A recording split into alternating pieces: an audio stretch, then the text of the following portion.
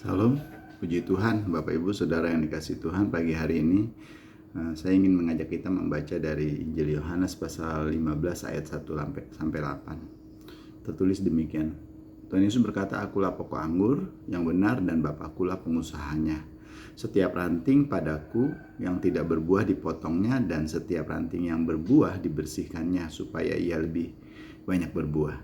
Kamu memang sudah bersih karena firman yang telah kukatakan kepadamu.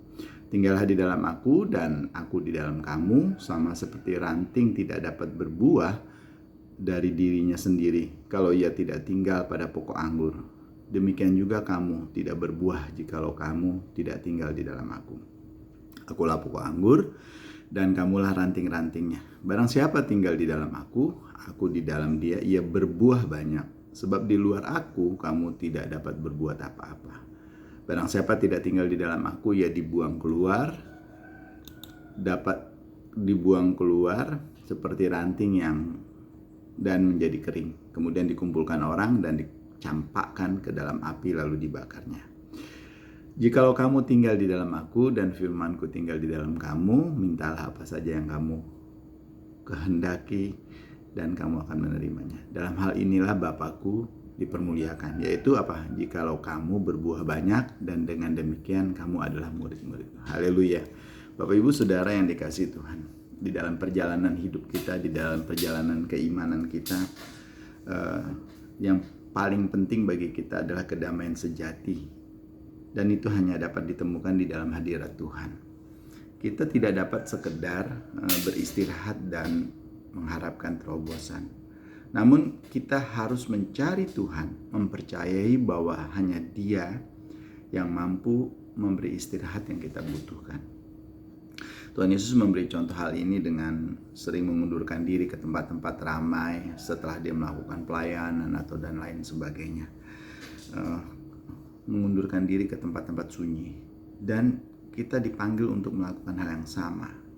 Dalam Yohanes 15, paling tidak ayat 5 dikatakan, "Akulah pokok anggur," kata Tuhan Yesus, "dan kamulah ranting-rantingnya.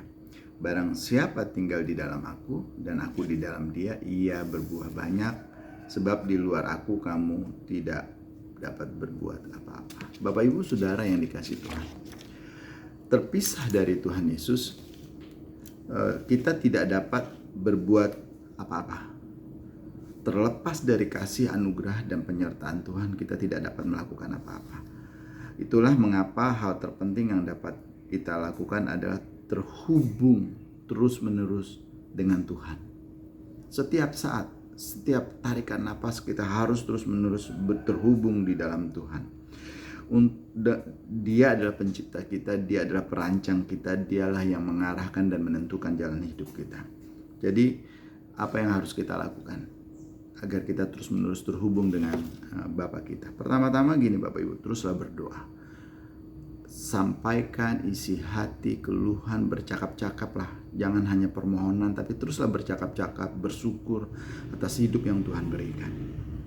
Lukas 18 misalnya kita bisa lihat Tuhan Yesus mengisahkan sebuah cerita tentang kegigihan seorang janda berdoa.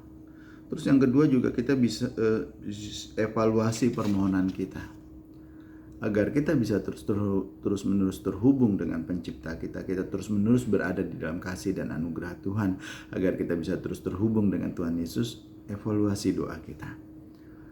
Kita dapat mengubah apa yang sedang kita minta. Mungkin kita meminta kejelasan dari Tuhan. Mungkin kita memohon segala sesuatu, tapi mungkin bisa kita ubah skala prioritas yang kita doakan. Yang ketiga, Bapak Ibu, Tuhan berkata yang perlu kita lakukan ketika kita merasa Tuhan jauh dari kita, kita merasa kesepian dan sendirian, berubah. Kita harus berubah. Pikirkan tentang persahabatan terdekat kita. Selama bertahun-tahun hubungan kita mungkin telah berubah, bukan? Jadi saudara, ubah bentuk hubungan saudara dengan Tuhan.